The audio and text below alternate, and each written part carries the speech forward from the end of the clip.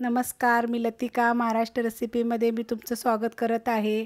आज मी तुम्हाला सुकवलेली मसालेदार भेंडी बनवून दाखवणार आहे। त्यासाठी बघा 300 ग्रॅम भेंडी घेतलेली आहे आणि एकदम कवळी घेतलेली आहे बघा। बारीक नाजूक बघून घ्यायची म्हणजे चवीला छान लागते। आणि ही भेंडी आपण मसाला घालून सुकवणार आहे। ही कसं पावसाळ्याच्या दिवसात ह्याच्या दिवसात आपल्याला ही खाण्यासाठी चांगली उपयोगी पडते। जसे की आपण मिरच्या कशा दही मिरची म्हणा मसाले मिरची म्हणा तशी बनवतो त्या टाईपमध्ये मी ही मिरच्या बनवते। तर आता तुम्हाला मी दाखवते भेंडी आपण कशी चिरायची ते। तर ही भेंडी आहे बघा, तर ह्याला आपल्याला मधोमध अशी दोन पद्धतीने आपण करू शकतो। असं मधोमध कापायची आणि अशी जरी भरली ना त्याच्यामध्ये मसाला तरी चालू शकतो बघा। अशा पद्धत नाही तर पूर्ण कट करायची बघा। अशी त्याचे वरचं ह्याचं बुडका आणि देठ काढायचं नाही आपल्याला। मधोमध एकदम व्यवस्थित अशी कापून घ्यायची बघा अशा पद्धत। बघा किती कवळी अशी। आणि कशी शुगरवाल्यांना ह्याच्यासाठी चांगली असते भेंडी आणि ही सुकवल्यावरनं चांगली राहते, अशी खराब वगैरे होत नाहीये। फक्त आपण याला सुकवायची चांगली।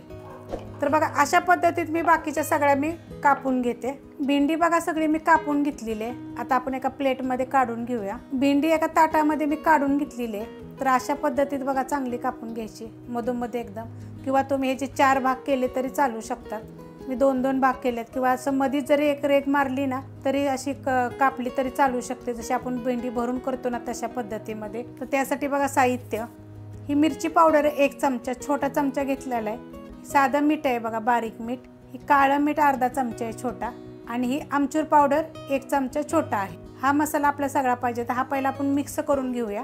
पूर्णपणे असं एकत्र मिक्स करायचे आपल्याला। हा चांगला मिक्स करून घेतलेला आहे। आता हा मसाला आपल्याला भेंडीवर लावायचा आहे।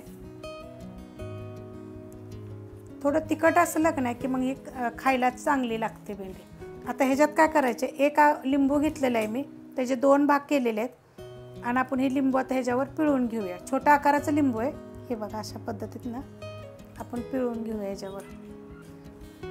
एकदम बारीक आकाराचं लिंबू होतं बघा। आता हे जास्त आपल्याला ह्याच्यात पाणी वगैरे काहीच टाकायचं नाहीये।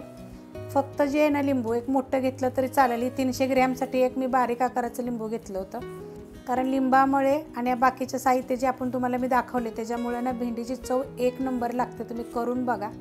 फक्त याला उन्हात सुकवायला लागणार आहे, चांगलं उन्हात सुकवायचं एकदम। 2-4 दिवस लागतात सुकायला, पण मस्त असं सुकलं जातं।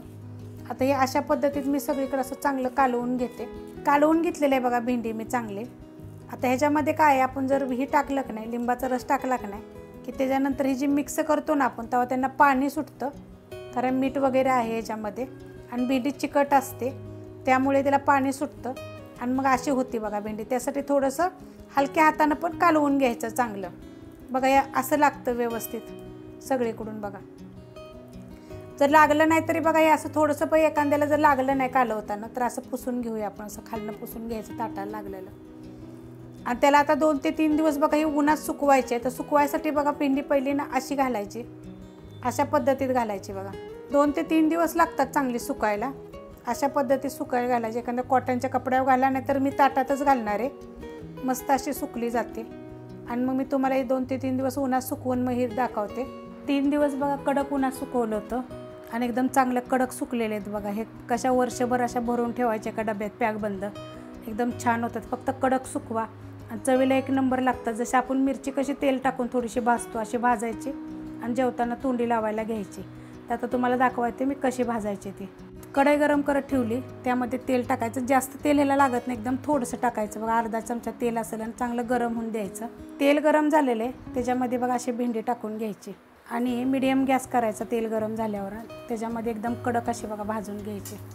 मग तुम्ही वरण भाताबर भाकरीबर अशा तोंडी लावायला एकदम छान अशी लागते बघा। अशी भाजून घ्यायची बघा। अशा फुलतात मग बघा। या जेव्हा आपण भाजतो ना तेव्हा अशा होतात बघा त्या, आणि एकदम मस्त लागतात खायला। एकदम कडक कुरकुरीत चवदार अशा लागतात। तुम्ही करून बघा बघा कशा फुलल्यात आणि एकदम मस्त अशा होतात आणि लगेच होतात, लय वेळ लागत नाही बघा। या भाजून झालेलं आहे, ते गॅस बंद केला आहे मी। आणि आता मी एका प्लेटमध्ये तुम्हाला काढून दाखवते। काढून घेतलेत बघा प्लेटमध्ये। बघा किती कडक आणि एकदम छान झालेले आहे। त्यात मसाला वगैरे लावलेला आहे।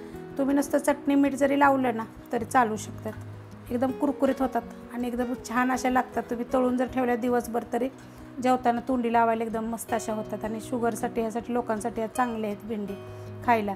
जास्त प्रमाणात बनवून ठेवल्या तरी चालतील.